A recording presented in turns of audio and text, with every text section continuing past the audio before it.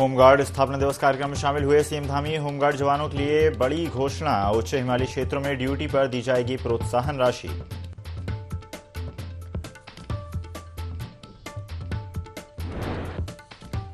भीमराव अम्बेडकर की पुण्यतिथि आज। मुख्यमंत्री पुष्कर सिंह धामी ने दी श्रद्धांजलि। बाबा साहब के किए गए कार्य समाज को हमेशा देते रहेंगे दिशा।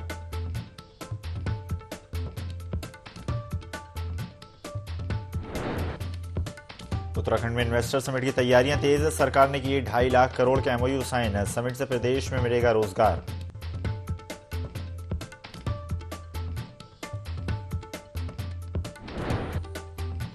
उत्तराखंड के पहाड़ी इलाकों में बारिश और बर्फबारी का अलर्ट। मैदानी जिलों में घने कोहरे की संभावना। मौसम विभाग ने जारी किया पूर्वानुमान।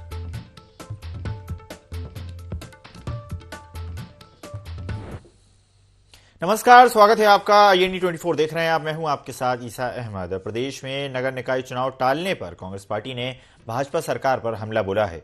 कांग्रेस के नगर निकाय प्रभारी वीरेंद्र पोखरियाल का कहना है कि भाजपा ने हार की आशंका के चलते चुनाव टाल दिए हैं। उन्होंने आगे कहा कि सरकार का ये तर्क कि पिछड़ा वर्ग के आरक्षण का कार्य पूरा नहीं होने के चलते निकाय चुनाव टाले गए हैं, जबकि ऐसा नहीं है, क्योंकि संविधान में इस बात का उल्लेख है कि 6 महीने पहले ही ये प्रक्रिया शुरू हो जानी चाहिए। इस पूरे मामले को देखकर संभावना जताई जा रही है लोकसभा चुनाव के बाद ही नगर निकाय के चुनाव होंगे।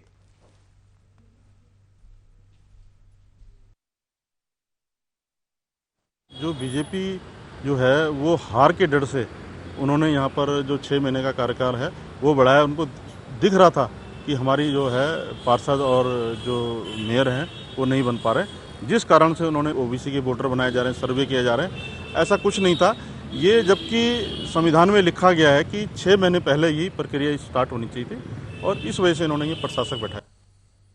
प्रदेश में आई बाढ़ आपदा के बाद पूर्व मुख्यमंत्री हरीश रावत लगातार भाजपा से उचित मुआवजे की मांग कर रहे हैं। बाढ़ पीड़ित किसानों को मुआवजा देने की मांग को लेकर पूर्व मुख्यमंत्री हरीश रावत 7 दिसंबर को देहरादून के गांधी पार्क में मौन उपवास करेंगे, जिसमें प्रदेश के तमाम कांग्रेस नेता और कार्यकर्ता मौजूद होंगे। बता दें कि हरिद्वार में कांग्रेस नेताओं ने प्रेस कॉन्फ्रेंस कर आरोप लगाया कि पिछले हरिद्वार जनपद में आई बाढ़ आपदा से किसानों को भारी नुकसान हुआ है, लेकिन राज्य सरकार नुकसान की भरपाई नहीं कर रही है।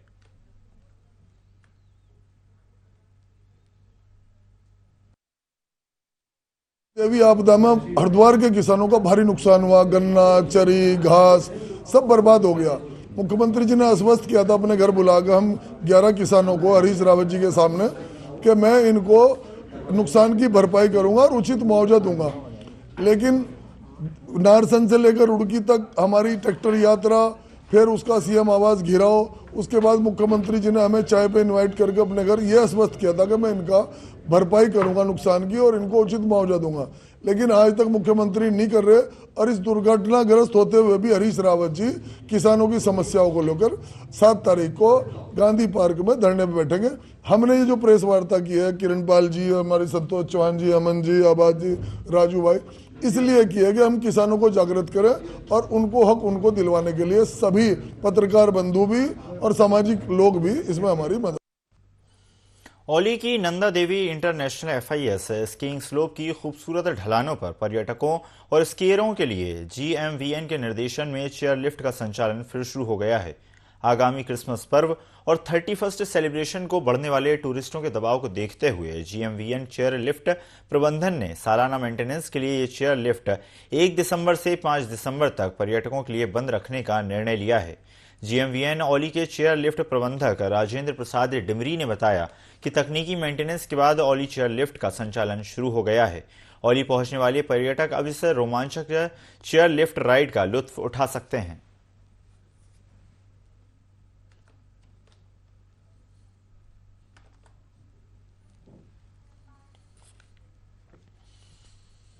मंगलौर लिब्बरहेड़ी गांव के जंगलों में बीते दिनों पहले एक किसान पशुओं के लिए चारा लेने गया था, जिसके बाद जंगल में किसान का शव मिला। 1 सप्ताह बीत जाने के बाद भी मामले में खुलासा नहीं हुआ, जिसको लेकर सभी किसान गुड़ मंडी परिसर में सांकेतिक धरना प्रदर्शन करने पहुंचे। हालांकि इस दौरान मौके पर SP देहात स्वप्न किशोर धरना स्थल पहुंचे और किसानों को समझाया, साथ ही आश्वासन दिया कि मामले की हर पहलुओं से जांच की जाएगी, जो भी तथ्य सामने आएंगे उनके आधार पर कार्रवाई की जाएगी।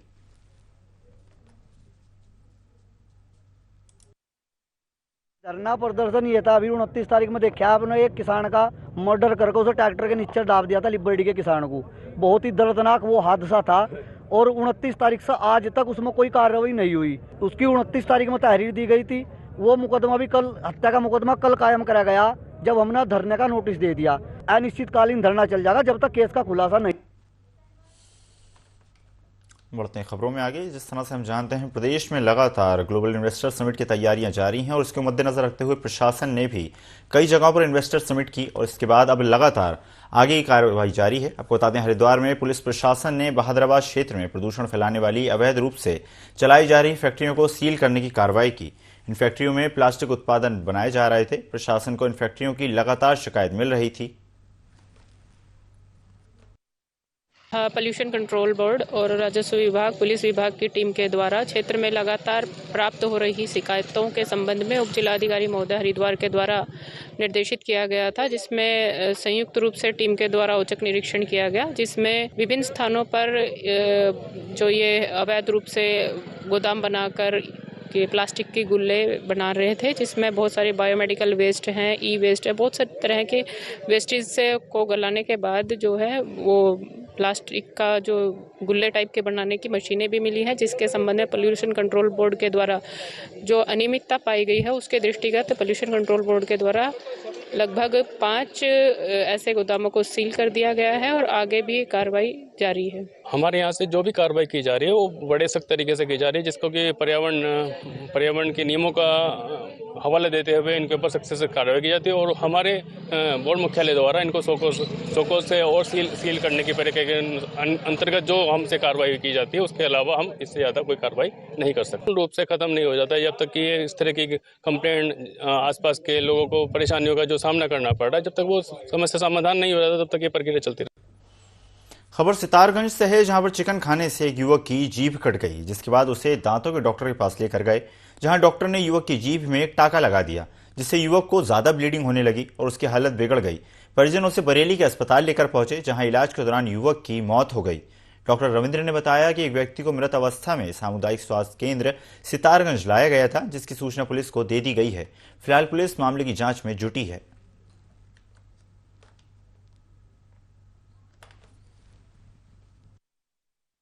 23 साल का एक लड़का है। इनका कोई इलाज चल रहा था, जिसके दौरान इसकी ज़्यादा ब्लीडिंग लॉस की वजह से इसकी मृत्यु हो गई और आज इसको मृत अवस्था में हमारे हॉस्पिटल में लाया गया था, जिसकी सूचना हमने पुलिस थाने में कर दी गई है और बाकी आगे की प्रक्रिया पोस्टमार्टम के द्वारा भी पता चल रहा है। देहरादून जिले की एकमात्र शुगर मिल डोईवाला में चीनी का उत्पादन रिकॉर्ड हुआ है। माना जा रहा है कि डीके सिंह के अधिशासी निदेशक के रूप में पीसीएस अधिकारी का कार्यभार संभालने के बाद मिल का प्रदर्शन शानदार रहा है। साथ ही मिल को घाटे से उभार कर उत्पादन में वृद्धि की गई है। बता दें कि मिल से जुड़े किसान, व्यापारी, अधिकारी अच्छे संचालन को लेकर काफी खुश हैं और 11 दिनों में ही रिकॉर्ड तोड़ उत्पादन होने से काफी खुश नजर आ रहे हैं। शुगर मिल के अधिशासी निदेशक डीके सिंह ने जानकारी देते हुए बताया कि 22 नवंबर को मिल का पेराई सत्र शुरू हुआ था और 11 दिन में ही मिल ने 2,09,000 कुंटल गन्ने की पेराई की करके 17,590 कुंटल चीनी का उत्पादन कर रिकॉर्ड बनाया है। से पूर्व की जो हमारी तैयारियां होती हैं उसमें रिपेयर एंड मेंटेनेंस का काम हमारे द्वारा विधिवत किया गया है। मुझे पता है कि कहाँ पे हमारी कौन सी मशीनरी कैसे काम करती है। पहली बात तो ये है। दूसरा ये भी है कि जो तत्परता के साथ किसी भी प्रकार की कोई समस्या आती है तो उसका तत्काल समाधान किया जाता है। गन्ने का जो है प्रॉपर समय उठान होना और किसी भी समस्या का तत्काल निराकरण होना, इसकी मेन वजह है, जिस वजह से आज हम 100% पेराई कर जो है चीनी उत्पादन अच्छी तरीके से कर। पीएम मोदी का लक्ष्य हर गांव में सड़क पहुंचाना है, जिसको लेकर काम भी किया जा रहा है, लेकिन काम में काफी लापरवाही देखने को मिलती है। भटवाड़ी ब्लॉक के अंतर्गत जामक से बयाना लोथरू मोटर मार्ग पर काम करने वाले 10 साल से अधिक लगातार काम जारी है, लेकिन अभी तक काम कंप्लीट नहीं हो पाया है। मामले को लेकर ठेकेदार का कहना है कि यहां पर सूर्य की रोशनी नहीं पड़ती, जिसके कारण ये सड़क पूरी तरह से बर्बाद हो गई है। ये सड़क विधायक के गांव से महज कुछ मीटर की दूरी पर है। सवाल ये उठता है कि विधायक के गांव की सड़क का अगर ये हाल है तो बाकी जगहों का क्या हाल होगा। जो रोड बनी ये 10 साल से बनी रही है। इस बार इसको डामरीकरण किया जा रहा है, जो कि 1.5 किलोमीटर तक उखड़ गई है। आज प्रशासन इसकी सुध नहीं ले रहा है, जिस कारण ग्रामीण परेशानी में पड़ सकते हैं कल के दिन। हम ये चाहते हैं कि न्यूज़ के माध्यम से सरकार तक हमारी बात रखे और हमारी जो डामरीकरण का कार्य चल रहा है उस पर सुधार हो। हमारे यहाँ पे जो सड़क बन रही है वो काफ़ी घटिया गुणवत्ता वाली बन रही है और बीच बीच में कहीं पे जो है उस पे जो है वो धूप भी जम गई, जबकि 2 महीना भी नहीं हुआ अभी पेंटिंग को। तो जहाँ तक मुझे यह है कि विभाग इसमें संज्ञान ले और ठेकेदार को जो है तत्काल उसमें जो है कार्रवाई करने का जो है काम करे कि अच्छा सा काम हो, और सरकार के जो जनप्रतिनिधि भी हैं वो भी जो है उसमें संज्ञान लें और अच्छा काम करें। बैना मोटर मार्ग है, उस पर जो है आजकल पेंटिंग का काम चल रहा है और पेंटिंग का काम जो है जबकि जो है टेम्परेचर डाउन हो चुका है आजकल में, फिर भी जो है ठेकेदार के द्वारा जो है बराबर टेम्परेचर वो जो है पेंटिंग की जा रही है उसमें। और दूसरा ये क्या है कि जो भी डिपार्टमेंट का जिसके जिम्मेदार जो कर्मचारी है, आपके चाहे टेक्निकल हो जो भी हैं, वो वहाँ पे खड़े नहीं रहे जब पेंटिंग हुई, क्योंकि 2-3 बार जो है हमने ठेकेदार को बोला, उससे रिक्वेस्ट की, लेकिन वो माना नहीं। उन्होंने उल्टा जो है ये बता दिया कि जो DPR है जो है 2 सेंटीमीटर का जो है उसमें DPR में जो है 2 सेंटीमीटर दिखा रखा है। तो हमने कहा चलो वो कोई बात नहीं, लेकिन कम से कम आप जो है क्वालिटी का लगाओ। क्वालिटी के नाम से पता नहीं ये लोग चेकिंग करते हैं नहीं करते हैं, ये भगवान के भरोसे। जनपद उत्तरकाशी से महज कुछ ही किलोमीटर लुथरू बैना मनेरी मोटर मार्ग, जिसपे कि जो है लगातार 10 सालों से काम चला था और अब कुछ ही समय पहले इसका जो है निर्माण कार्य पूरा हुआ है। लेकिन निर्माण कार्य के बाद जो है इस रोड में जो है पेंटिंग का कार्य किया गया है और एक पेंटिंग किस गुणवत्ता के साथ की गई है आप देख सकते हैं, क्योंकि गंगोत्री विधानसभा के जो विधायक हैं उनका गांव भी इसी रोड से महज कुछ ही मीटर की दूरी पे, और उनके गांव के नज़दीक में इस तरह का कार्य हो रहे थे। बहुत बड़ा सोचने का विषय है, क्योंकि ये जो आप देख रहे हैं जिसमें जो पेंटिंग हुई है उसमें जो है मेरी उंगली से ये पेंटिंग उखड़ रही है, और यहाँ पे जो ठेकेदार है उसने किस गुणवत्ता के साथ इसका निर्माण कराया है, ये बहुत सोचनीय विषय है। और साथ ही में जो कार्यदायी संस्था है PMGSY, वो आखिर क्या कर रही है, क्योंकि प्रधानमंत्री नरेंद्र मोदी का सपना है कि हर गांव में रोड पहुंचाना और अच्छी गुणवत्ता के साथ जो है रोड पहुंचाना है। लेकिन यहाँ पे आप देख सकते हैं कि जनपद मुख्यालय से मैच कुछ ही किलोमीटर की दूरी पे इस तरह का निर्माण हुआ है। दीपक नोटेल, ND24 उत्तर। भूधसाव आपदा प्रभावित सीमांत नगर जोशीमठ के सुनील वार्ड में औली रोड पर जमीन के 80 मीटर अंदर तक कोर ड्रिल का कार्य पूरा हुआ है। पहले चरण के कोर ड्रिलिंग कार्य को पूरा होने के बाद अब जोशीमठ नगर के मध्य क्षेत्र के कैंट एरिया जंगताल रोड पर ड्रिलिंग का कार्य शुरू किया जाएगा। पहले चरण की कोर ड्रिलिंग के क्या परिणाम रहे, ये सैंपल की जांच के बाद ही पता चलेगा। फिलहाल जियो सर्वेक्षण का कार्य 2.5 कंपनी फुगरो के जियोलॉजिस्ट अभिषेक भारद्वाज की निगरानी में कुशलतापूर्वक संचालित किया जा रहा है। 80 मीटर की डीप कोर ड्रिलिंग पूरी होने के बाद टेक्नीशियनों द्वारा सैंपल एकत्रित किए गए हैं।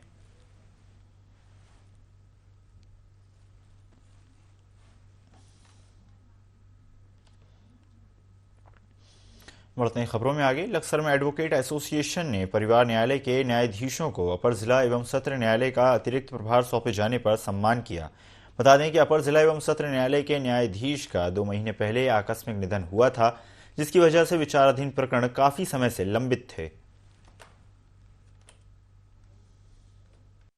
एडीजे कोर्ट वैकेंट थी 2 महीने से, क्योंकि पहले जो एडीजे थे हमारे अरविंद नाथ त्रिपाठी जी, उनका हार्ट अटैक आने से देहांत हो गया था। उसी से 2 महीने से हमारी कोर्ट वैकेंट थी और उससे हमारे जो यहाँ के ऊपर जो वो फाइलें थी वो वहाँ पर ट्रांसफर हो रही थी, लंबित चल रही थी। उससे वादकारी बहुत परेशान थे और अधिवक्ता भी बहुत परेशान थे, और अधिवक्ताओं को बहुत लाभ मिलेगा और ये हमारी बहुत अच्छी है। और हम एडीजे साहब का यहाँ पर जो नए अभी आए विवेक द्विवेदी जी हैं, उनका हम स्वागत करते हैं और उन्हें शुभकामनाएं देते हैं। लक्सर के महंत फूलगिरी महाराज ने बालावाली के गंगा तट पर एक अस्थायी गौशाला स्थापित की है। महंत फूलगिरी महाराज ने बताया कि दर दर भटकते गोवंशों के लिए गौशाला स्थापित की गई है। साथ ही कहा कि असामाजिक तत्वों द्वारा गोवंशों से दुर्व्यवहार हो रहा था और उन्होंने अस्थायी गौशाला में गोवंशों की सेवा शुरू की है। वहीं लंबे समय से गौशाला की मांग को लेकर संघर्ष कर रहे वैदिक गौशाला ट्रस्ट के अध्यक्ष राजेश रस्तोगी ने गोवंशों के प्रति बीजेपी सरकार की सोच पर हमला बोला।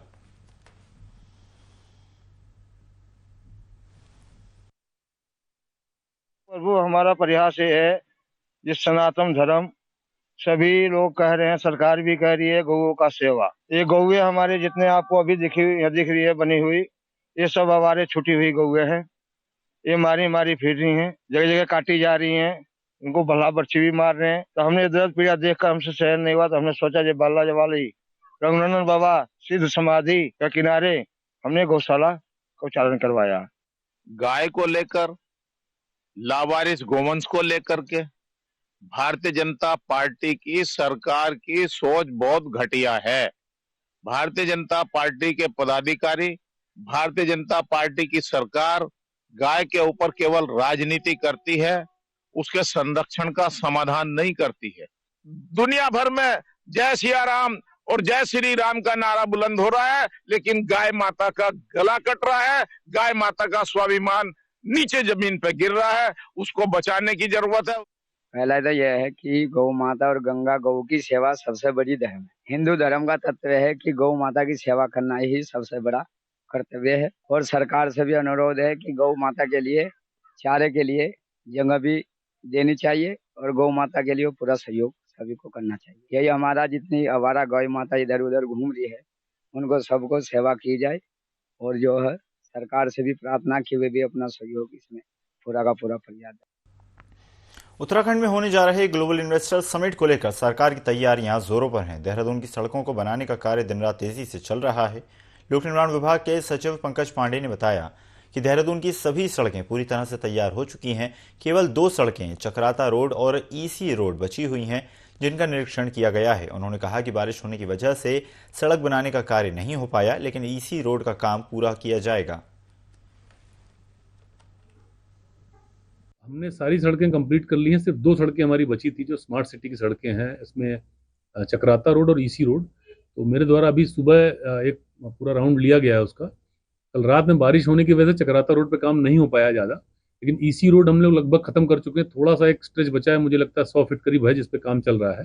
तो ये मेरे द्वारा ये निर्देश दिया गया है सभी डिपार्टमेंट के जो हमारे अधिकारी थे, मेरे साथी थे, उनको ये निर्देश दिया गया कि अभी दिन में काम करेंगे। अदरवाइज हम लोग रात में काम कर रहे थे, क्योंकि रात में टेम्परेचर डिप कर रहा है और मौसम कुछ कह नहीं सकते हैं। तो मेरे द्वारा ये कहा गया है कि अभी दिन में शुरू करेंगे। इमीडिएटली मशीन लगा रहे हैं।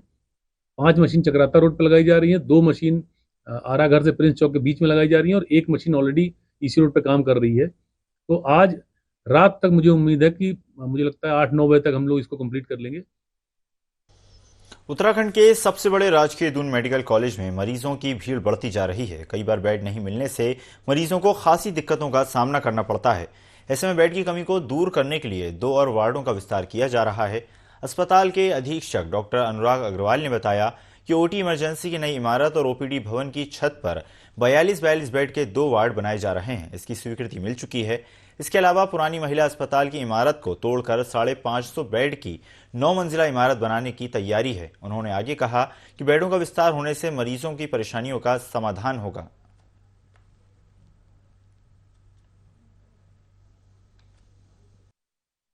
दून अस्पताल जो आप देख रहे हैं कि एक विस्तार की तरफ बढ़ता हुआ नया अस्पताल है।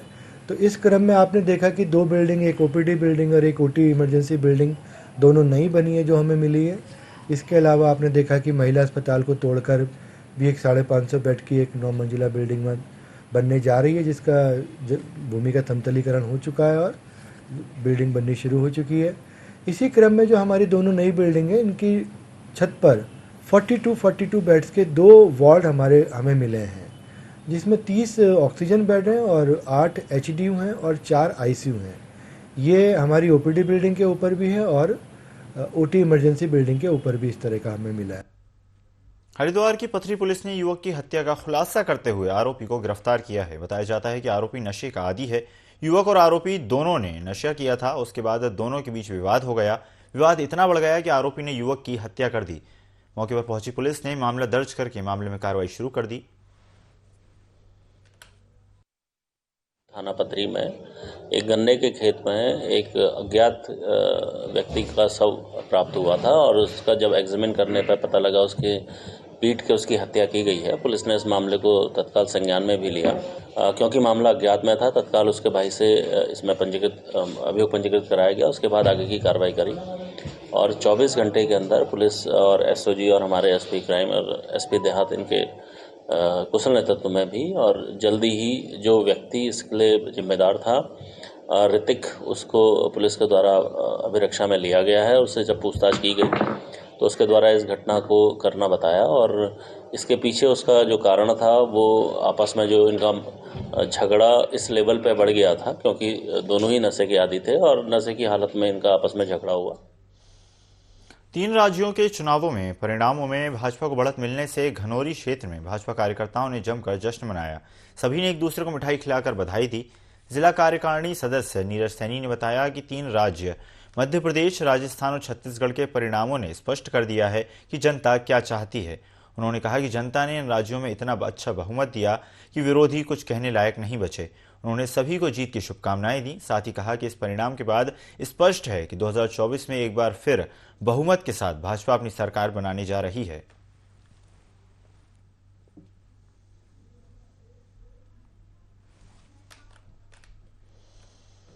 देहरादून में होमगार्ड नागरिक सुरक्षा का 76वां स्थापना दिवस बड़े ही धूमधाम से मनाया गया।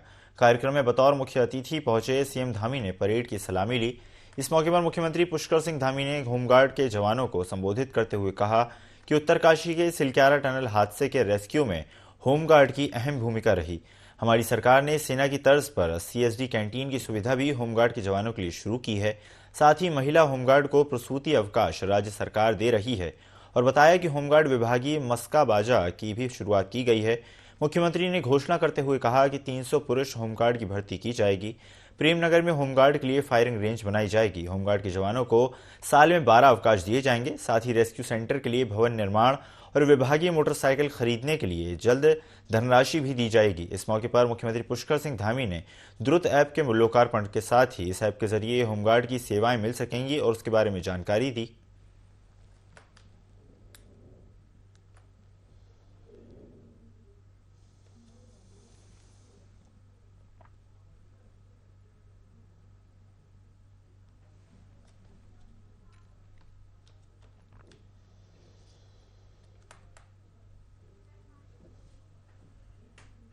हरिद्वार की सिडकुल पुलिस ने चोरों के खिलाफ कार्रवाई करते हुए 2 आरोपियों को गिरफ्तार किया है। सिडकुल पुलिस ने 3 मोटरसाइकिल भी बरामद की हैं। आरोपियों को हिरासत में लेकर जेल भी भेजा जा चुका है। बता दें कि मुखबिर की सूचना पर दोनों आरोपियों को महिंद्रा चौक से वाहन चेकिंग के दौरान गिरफ्तार किया गया। पूछताछ के दौरान सामने आया कि वाहन सिडकुल और रानीपुर क्षेत्र से चोरी किए गए थे। साथ ही चोरी के बाद वाहनों को औने पौने दाम में बेचने की तैयारी थी। लगातार जो सिडकुल पुलिस और हरिद्वार पुलिस के द्वारा लगातार बाइक चोरी के अगेंस्ट में कार्रवाई की जा रही है, अभियान चलाया जा रहा है, जिसमें मुखबिर की सूचना के आधार पे कल कार्रवाई करते हुए 2 चोरों को, जिनका नाम आरिफ और अमजद है, इनको सिडकुल थाने ने महिंद्रा चौक से पकड़ा है, जिसमें 3 बाइक उनके पास से रिकवर हुई है। इस बुलेटिन में फिलहाल इतना ही। खबरों का सिलसिला लगातार जारी है। बने रहिए IND 24 के साथ। नमस्कार।